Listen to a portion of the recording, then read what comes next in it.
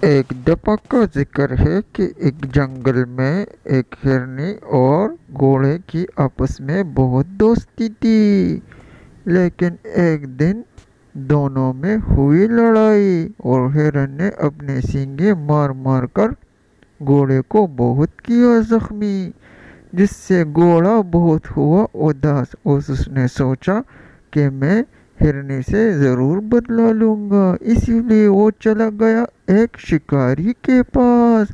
اس سے کہا کہ اگر تمہیں شکار چاہیے تو مجھے ایک ہرنی معلوم ہے، میں تمہیں اس کے پاس لے چلتا ہوں۔ لیکن شکاری بھی بہت ہی ہوشیار تھا، اس نے گھوڑے سے کہا کہ اگر تمہیں برا نہ لگے تو میں تمہارے منہ میں لگام ڈال دوں۔ گھوڑے نے کہا کہ اس سے کیا فائدہ ہوگا؟ شکاری نے کہا کہ میں جس طرف موڑنا چاہوں تم اس طرف موڑو گے اور اس سے ہمیں راستے میں آسانی ہوگی۔ اور اسی طرح شکاری نے اسے لگام ڈال دیا۔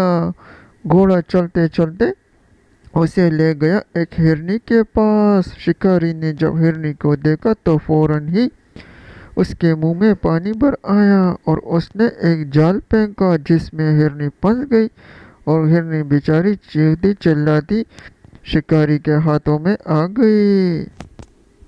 شکاری دل ہی دل میں بہت ہی خوش ہوا، کیونکہ اس نے سوچا کہ یہ تو ایک تیر سے دو شکار ہو گئے، ہرنی بھی شکار کر لی اور گھوڑا بھی قابو کر لیا۔